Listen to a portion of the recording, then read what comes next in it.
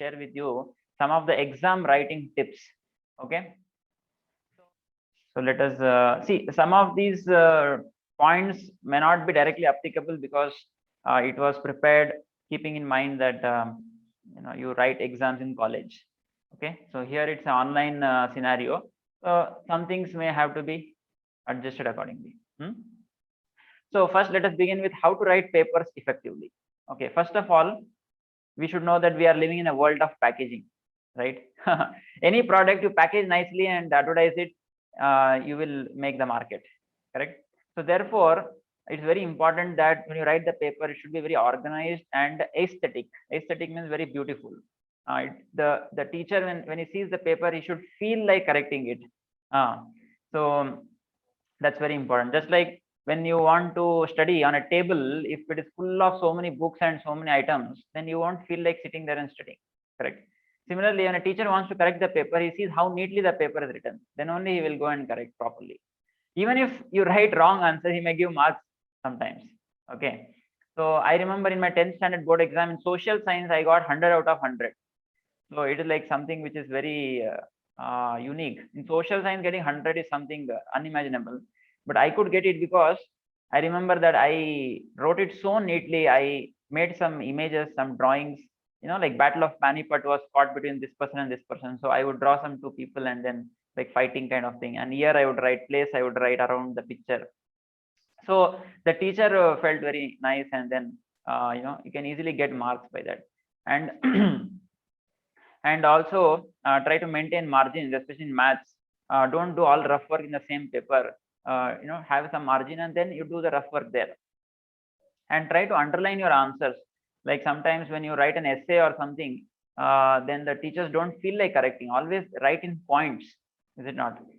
Even if the answer is like an essay, but still you somehow with your intelligence try to make it in the form of points and then present it, right? So then the teacher will feel nice to correct it. And in that points also, you give some heading initially and then write some statement. Okay. Or also you can underline the important words of that statement in the point. That would be very helpful for the teacher to correct. Okay. So so first, when you get the paper, you should always see, you have to glance through the entire questions. So how the question paper is divided and how the marking schemes are there. Okay. And many times, question asked is like answer any of 2 out of 4, right? So sometimes we don't see that. And then we end up writing all the 4 answers. I'm sure that you have all experienced this, correct? I don't have to ask. So that is very important. So as soon as you see that, you should underline and mark it in the question paper so that you don't make that mistake of wasting time there. And go in an organized way. Suppose you take one section of 5 markers, then you complete that. Don't write one question of that and then go to 2 marker, one question, and then come to 4 marker. Don't confuse the teacher. So he may end up, while correcting, he may give the wrong marks to the wrong question because it's not organized properly, correct? Therefore, take one section and then complete it. Okay. So as I said, make paper checker job easy and write answers proportionate to the maximum marks. Sometimes for a 1 mark question, students write 1 page. And for a 5 mark question, they don't have time because they wasted time here. So for 5 mark question, they write small answer. That should not happen, is it not? So we have to be very intelligent to know for 1 mark you write 1 or 2 lines, and for 5 mark you write more. Is it not? As I said, image is worth 1,000 words. So try to picturize your answers. So if possible, if an image can be drawn for something, then you can draw an image and explain that. Then that is the best. So numericals should end with summary of the bits asked. So this is very important. Like in maths or some papers like that, what happens is that in maths especially, okay, write the profit, like a 5th standard question. What is the profit and what is the new cost then, or sales price? So we have calculated the profit, that is sales price minus cost price, but we did not write the other part of the question asked, right? So we lose marks there. So therefore, make sure that in the question, what are the different parts they have asked, and you write in the end those things in a statement format and underline the answer. So then it completes the answer. So sometimes for a neat paper, the teacher may, like out of the liking the paper, they may give even some more marks. Anyway, that I don't know how much it's really valid, but the heart becomes more softened when they see that kind of a paper. So yeah, another point is, when can you write a neat paper? That neat paper can be written only when you are well prepared. The thoughts are perfectly flowing, right? You don't make mistakes. So it should be neatly organized. So then only it's possible. So for that, you should do good preparation, correct? So what are the don'ts for writing paper? Do not scribble on the first page. It puts off the examiner. Yeah, very important. At least first 2-3 pages, it should be like printed sheet. The teacher should feel like somebody has typed and taken printout and then scanned it, or what. That kind of an expression should be awakened in the teacher. And incorrect question numbers should be avoided, is it not? So make sure that before you start writing, you put the question number. Many times we just directly start writing the answer, thinking that it's understood, but no, it's not understood. So we have to always start writing with the question number. That's very important. Okay. So bad handwriting, not too cursive, not too big, medium size is required. Okay. So your font size should be normal, proper. So that comes with practice anyway. It's not like one day affair. You cannot just change your handwriting in one day, but yeah, this is important factor. So rough work always on the side or on the last page, right? So know what is asked in the question. Lack of revision jumbles the things. You may write right answers in wrong place. Yeah. So many times, the question is asked, how does the electromagnetism work? But you may read the question as, why does electromagnetism work? Or you may write the answer for why does electromagnetism work. But the question asked is, how does electromagnetism work? So hope I'm able to make the point. The point is, we should be knowing exactly what the question is being asked. Or where did the Battle of Panipat happen? If you write when did the Battle of Panipat happen, then you are wrong, is it not? Because you didn't read the question properly.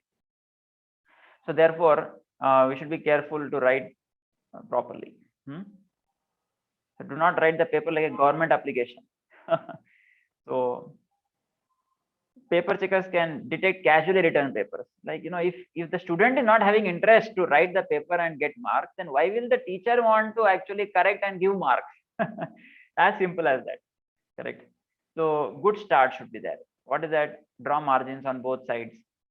Answer, ask in question paper anything. Okay, that doesn't apply here, I think so. You cannot ask any questions, I think. If you are having any doubt with the question, whether you can ask in the online scenario, I don't know. But if it is there, then you can always ask and clarify. So, or select questions or section you know the best. That is very important. As I told, you have to start with a very neat presentation. So for that, you should write the answers which you know properly. Otherwise, you make a shabby presentation. And budgeting your time is very important. Like say you have 3 hours. Then in that 3 hours, how much time I'll give for the 5-mark questions? How much time I'll give for 3-mark questions? How much time I should give for 1-mark question? That should be mentally planned, and then keep a track on the watch. Is it not? So say for 5 marks there are 10 questions, say 50 marks ho gaya. So in that, say you are giving 1.5 hours for that. Then 1.5 divided by 10, is it not? So how much is that? Like 15 minutes. No. 1.5 hours is how much? 90 minutes. 90 by 10, 9 minutes. So you should be giving only 9 minutes for one question. Okay. So you are seeing that you're writing, and it is going for 12 minutes, 15 minutes. Then immediately you should keep a track and end there, and then reduce time in another answers. So like that management of time should happen in the mental level, and then you should do. And yeah, this is something very important. See, jot down in margins if something strikes you and you feel it's important, but you may forget. This is very nice point, because sometimes there are some formulas which you read last moment and you know that you may forget it. So immediately what you should do, somewhere in the margin you should write the formulas and keep. Like when you are first glancing through the questions and you see that that question has come where that formula is required, and you feel that you will forget it, then immediately somewhere you write that formula and keep, so that when you come to that question you will not have forgotten the formula, right? So not just formula, any like one word answer is there, anything like that. Okay, you can always write it somewhere and keep. Otherwise what will happen, the mind will always be thinking about that formula and you will not be able to concentrate on the answer that you're writing, correct? So this is very important. And sometimes you may not remember some answer. Okay, so that time many students, what they do is that they keep scratching their head for 10-15 minutes to somehow get that answer.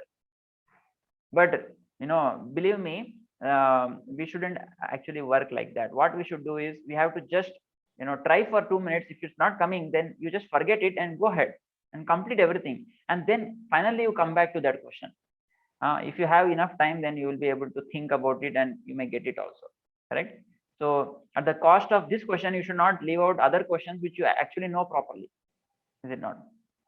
So a good end is very important. So at the end, allow 5 minutes per 1 hour, meaning that say for 3 hours paper, at least you should have 10 minutes, 15 minutes buffer in the end, where you can actually go through your answers and underline somewhere it's required. Or if you have read the question wrong, then you can correct it. Or if you have some sub questions you have not answered, then you can do that. So all those things are required to be done in the last 10-15 minutes. So you can edit, you can insert additional points also. Sometimes you can change responses sometimes if it's multiple choice. So all these things should be done. Anyway, you should avoid second guessing. If you already guessed in the first time, then there's no point in again guessing the second time, correct? It's a guess again. So that you can take care. Yeah, so most important is always log in well before time, right? So when many times we log in the last moment and then everything becomes hurry, correct? So that should not happen. So log in 10-15 minutes before only, is it not? And read questions twice before answering. As I told yesterday also, we were discussing, right? It is better to measure twice and cut once rather than measure once and cut twice, correct? So better you read the question twice before answering, rather than read once and answer wrongly and then again rewrite it. So carry ID cards may not apply now, I think. Check whether you have answered all questions. That is also important. Sometimes one page is missed out. In the exam you will see the last page, sometimes you don't see, and there are some 3-4 questions there, and you felt that I have completed the paper and you're relaxing. But there are some questions which you missed out. So always when you want to draw, you should draw in pencils, not with pen, correct? This is some basic things which you know. And don't go late night and sleep. Don't go late night. You should always sleep sufficiently. That's very important. Especially during exams, you should have good rest. When the brain is having good rest, then you can think properly and you'll remember it properly and write properly, correct? Otherwise, there are many cases where students have actually not slept during the night, and then during the exam they felt so much sleepy, they are not able to remember what they studied, and that was like a flop show on that day. Some students sleep also in exam, right? They sleep for half an hour, 1 hour because they're very tired. Then 2 hours somehow with hallucination, they're getting chakkar, and then somehow they write the paper, correct? So better that you struggle hard in the previous week. Maybe this week you should have actually struggled very hard, and then during exam week you take sufficient rest always, every day. And of course you have to study. That is that's not the point to be discussed about. You have to study anyway. So always take good food, not junk food, oily foods, because these foods create sleepiness during exams. Especially you should not have heavy stomach while writing the exam. That's very important point, because as soon as you put food in the stomach, immediately what happens is that the blood circulation goes to the stomach, and the brain blood circulation, oxygen circulation reduces, due to which you get some sleepiness. Okay, so therefore you should have a light stomach. Okay, and avoid foods like ice creams, which can cause cold, fever, etc. And you should not fall sick during exams, correct? So last 1-2 hours, don't study new topics, only revise what you have already learned properly. This is also very important point. Like many students, they see that, oh, I studied everything, but I didn't study this particular chapter. So if the exam is at 11 o'clock, then 9 o'clock they start studying that chapter. That's a very foolish thing to do actually. So we should never start studying something new at the last moment. Maybe you can study that well before. Last moment, what you have to do is just do revision. Some kind of revision you just keep doing. That's the best thing to do. Correct. So check out what is the venue properly. May not apply now. So carry water bottle if required. Yes.